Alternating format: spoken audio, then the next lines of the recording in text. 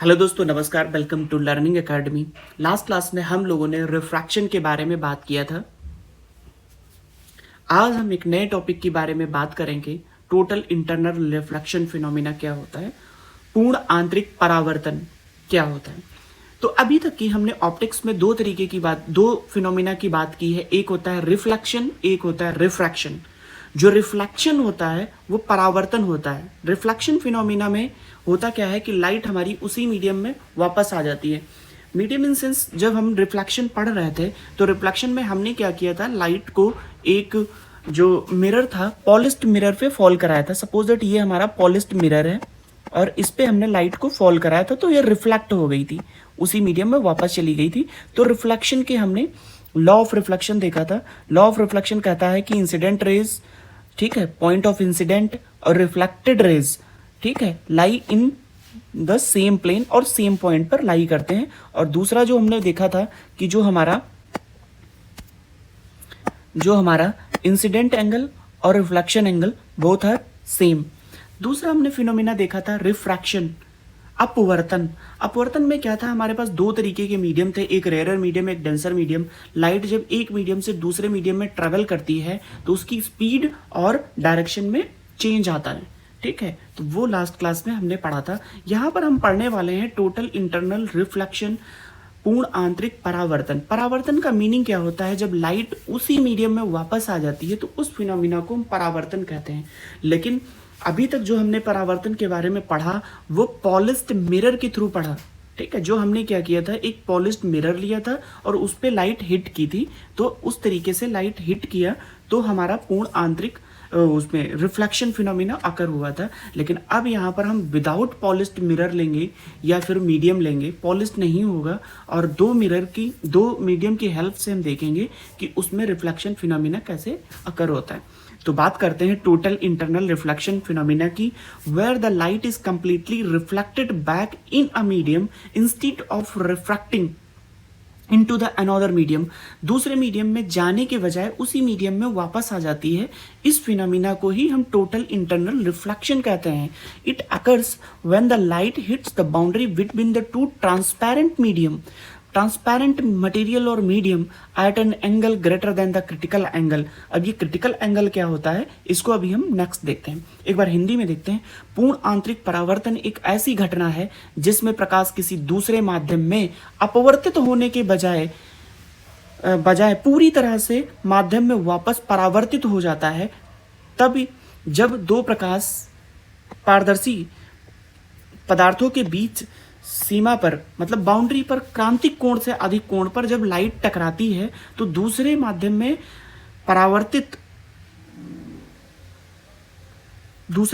अपवर्तित होने के बजाय पूरी तरीके से उसी माध्यम में परावर्तित हो जाती है, रिफ्लेक्ट हो जाती है। रिफ्लेक्ट का मीनिंग वापस आ जाना, रिफ्रैक्ट का मतलब दूसरे मीडियम में चला जाना। तो अब ये फिनोमिना अकर कैसे होता है, अब हम देखते हैं। हमारे पास दो तरीके के मीडियम है, ठीक है। जैसे जो रिफ्रैक्शन हमने पढ़ा था, ठीक है, रिफ्रैक्शन में हमने पढ़ा था कि लाइट में दो मीडियम है, एक डेंसर मीडियम, एक रेयर मीडियम। जब डेंसर मीडियम से लाइट रेयर मीडियम की तरफ जाती है तो क्या हैपेंड होता है, तो हमारी जो लाइट होती है, जब डेंसर मीडियम, ये डेंसर मीडियम है और ये एयर जो है वो हमारा रेयर मीडियम है, ठीक है। तो जब लाइट हमारी denser medium to rare medium जाती है तो वो अपने नॉर्मल से दूर हटती है, ठीक है, अपने पाथ से दूर हटेगी। इसको जाना था इस पाथ पे, ठीक है, इधर जाना था, लेकिन क्या होगा, ये रेयर मीडियम है तो इधर चली जाएगी और इसकी स्पीड में भी इंक्रीमेंट होगा।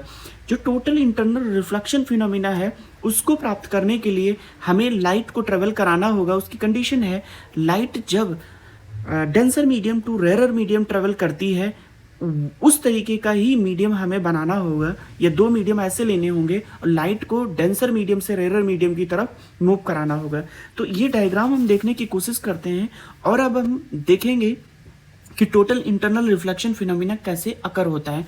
तो हमने क्या किया, एक वाटर ले लिया और दूसरा एयर ले लिया, दो तरीके के मीडियम ले लिए। अब हम क्या करेंगे, जो हमारे पास जो लाइट है वो denser medium to rare medium move कराएंगे। तो जब लाइट हमारी डेंसर टू रेयर मूव करती है तो ये लाइट इंसिडेंट रेज बाउंड्री पर हिट की और ये दूर हट गई नॉर्मल से और चली गई। तो ऐसे ऐसे जब इंसिडेंट रेज का जो एंगल था उस एंगल को हम बढ़ाते हैं, थीटा आई या थीटा इंसिडेंट को हम जब बढ़ाते हैं तो क्या होगा, ये रे हमारी जो थी रिफ्रैक्टेड रे क्या होगी, रिफ्रैक्टेड रे कुछ टाइम के बाद हमारी उसी बाउंड्री पर आ जाएगी। तो जो जब ये जैसे जैसे ये थीटा आई हम बढ़ाते जाएंगे, थीटा आई बढ़ाते जाएंगे तो रिफ्रैक्टेड रे इधर आएगी, धीरे धीरे इधर आ जाएगी। जिस एंगल ऑफ इंसिडेंट पर रिफ्रैक्टेड रे बाउंड्री पर आ जाती है या बाउंड्री के पैरेलल ट्रेवल करने लगती है, वो एंगल जो होता है वो एंगल ऑफ इंसिडेंट कहलाता है। ठीक है, अब क्या होगा, जैसे जैसे हम इंसिडेंट रेज को, इस एंगल को ही हम क्रिटिकल एंगल कहते हैं। क्रिटिकल एंगल वो एंगल होता है जब इंसिडेंट रेज उस एंगल पे फॉल करती है तो जो रिफ्लेक्टेड रे होगी वो बाउंड्री के पैरेलल ट्रेवल करेगी, तो वो एंगल क्रिटिकल एंगल कहलाएगा। क्रिटिकल एंगल बोले तो क्रांतिक कोण कहलाएगा। जो जब हम इस क्रांतिक कोण से ज़्यादा कोण पर कोई रे इंसिडेंट करेंगे तो वो मीडियम में वापस आ जाएगी। तो जैसे कि हमें टोटल इंटरनल रिफ्लेक्शन फिनोमिना प्राप्त करना है तो उसके लिए हमें क्या करना होगा, जो हमारा क्रिटिकल एंगल है, क्रिटिकल एंगल से ज़्यादा एंगल पर कोई रे हम जब इंसिडेंट करेंगे तो बाउंड्री पर हिट होके रिफ्लेक्ट हो जाएगी। तो इसी को हम टोटल इंटरनल रिफ्लेक्शन फिनोमिना कहते हैं। ठीक है, देखते हैं। जैसे कि हमारे पास इसमें 3 कलर की हमने लाइट ली और 3 कलर की लाइट के हेल्प से हम देखते हैं, एक ग्लास था हमारे पास और एक एयर है। पहले हमने वाटर और ग्लास एयर के साथ लिया तो ग्लास का refractive index as compare to air ज़्यादा होता है, तो ये डेंसर मीडियम हो गया ग्लास। एयर जो होगी हमारी रेयर मीडियम होगी और दोनों का नॉर्मल ये है। ठीक है, इस नॉर्मल पे हमने क्या किया, पहले ग्रीन वाली लाइट को हम देखते हैं। ग्रीन वाली लाइट हमने जब डाली तो क्रिटिकल एंगल से कम एंगल पर थी, तो ये क्या होगी, रिफ्रैक्ट हो जाएगी, दूसरे मीडियम में रिफ्रैक्ट हो जाएगी। फिर क्या किया, रेड वाली जो लाइट थी उस लाइट को हमने क्रिटिकल एंगल पे डाल दिया, तो क्रिटिकल एंगल पर रिफ्रैक्टेड रे जो होगी वो एट द नॉर्मल के पैरेलल बाउंड्री के पैरेलल ट्रेवल करेगी। ठीक है, इसके बाद क्या था, एक हमने ब्लू कलर की रे डाली। ब्लू कलर की रे जो है वो more than critical incident angle जो उसका है वो थीटा सी से ज़्यादा है। ठीक है, थीटा आई जो है हमारा थीटा सी से ज़्यादा है, तो क्या होगी, ये रे इसमें रिफ्लेक्ट हो जाएगी, यहाँ पर टोटल इंटरनल रिफ्लेक्शन हमें मिल जाएगा। ठीक है, तो ये एक एग्जाम्पल हमने लिया वाटर का है। एक बीकर में हमारे पास क्या है, वाटर है और एयर है। तो हमने जब इस पे लाइट फॉल कराई है तो अब इसमें हम दिखाते हैं आपको, जब इसमें अभी तो ये रिफ्रैक्ट हो रही लाइट, इसमें टोटल इंटरनल रिफ्लेक्शन नहीं हो रहा है। जब लाइट यहाँ पर हमने डाली तो कुछ पोर्शन इसका रिफ्लेक्ट हो गया, ये पोर्शन कुछ रिफ्रैक्ट हो रहा है, दोनों चीज़ें हो रही हैं इसमें।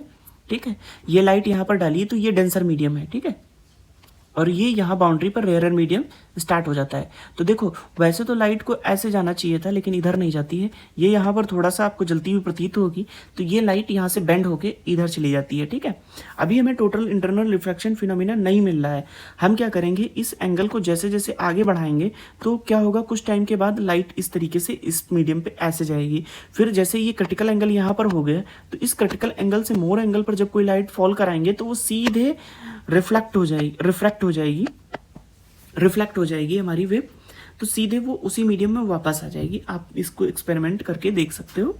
ठीक है, अब हम मैथमेटिकली देख सकते हैं कि टोटल इंटरनल रिफ्लेक्शन क्या होता है।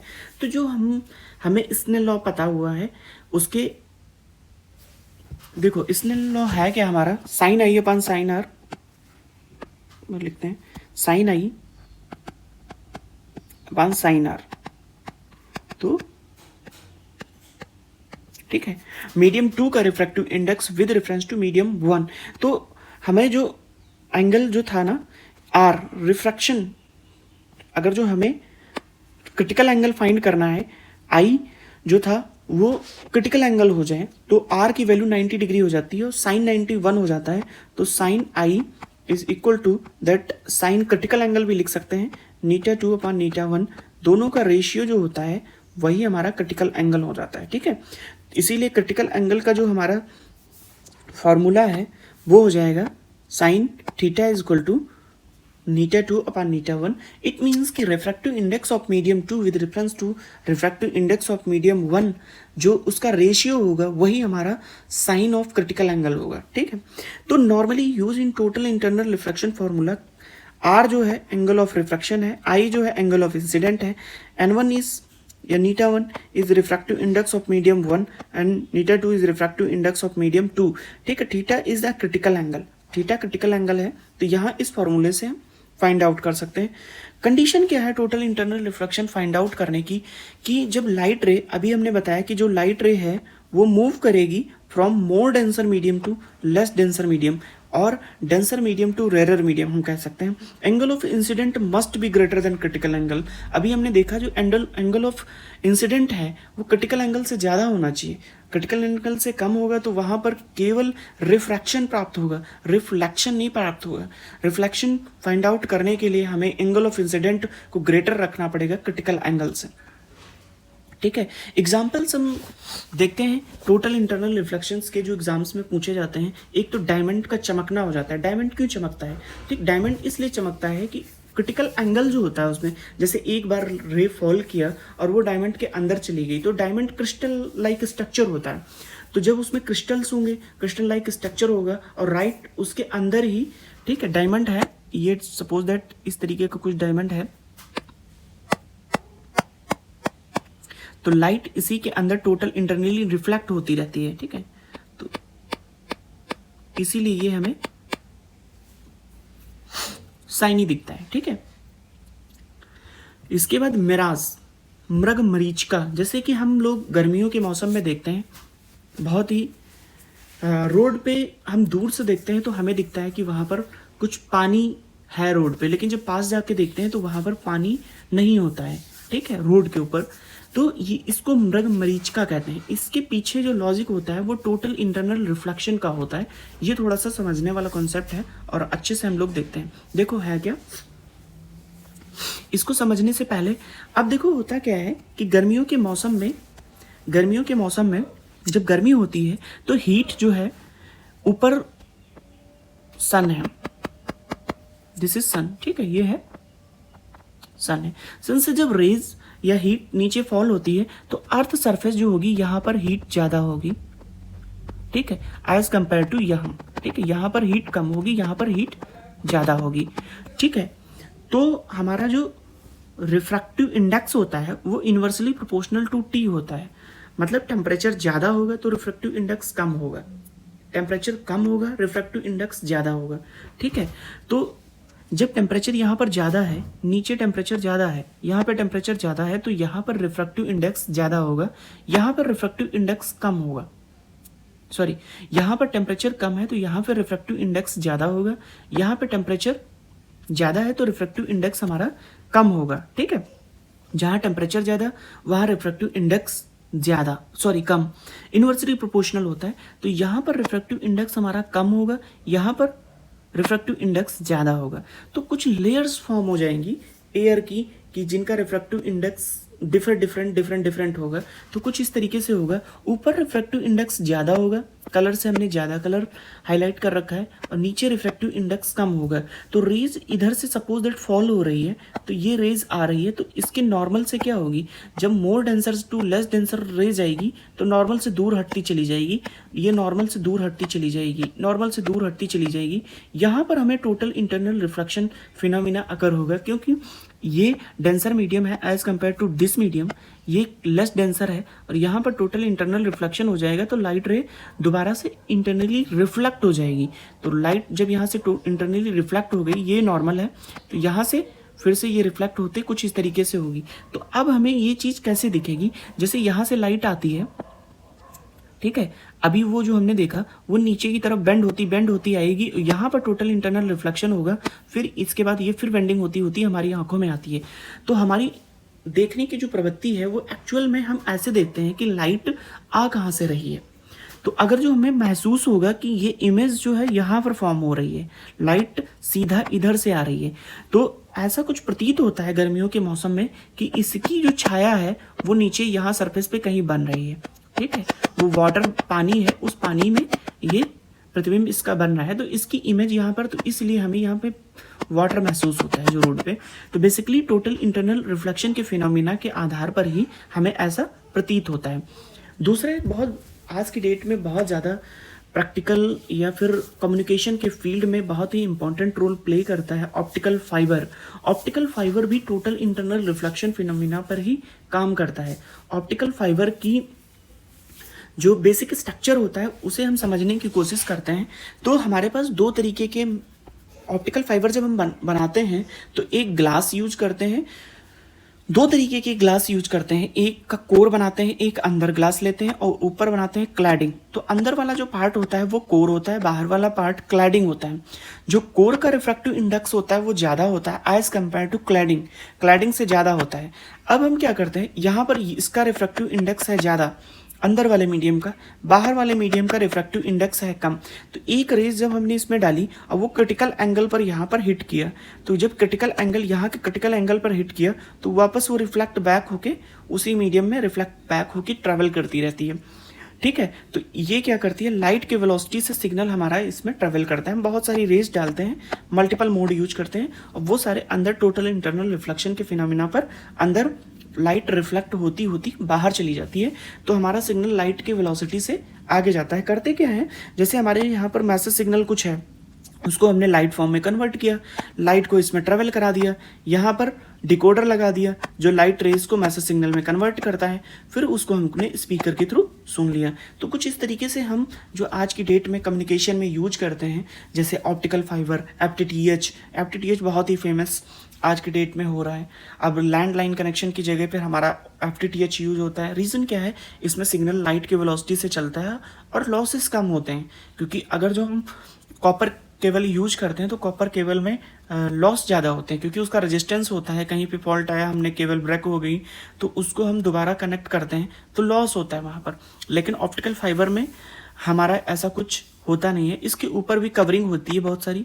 ठीक, तो बेसिक कॉन्सेप्ट है कि अंदर जो हमारा होगा वो हाई रिफ्रैक्टिव इंडेक्स होगा, बाहर लेस रिफ्रैक्टिव इंडेक्स होगा, और लाइट रेज जब इसकी बाउंड्री पर हम फॉल कराएंगे तो क्रिटिकल एंगल से ज़्यादा के एंगल पे फॉल करेगी और सीधा वो मीडियम में फिर ट्रेवल करती हुई रिसीवर एंड तक ट्रेवल कर जाएगी।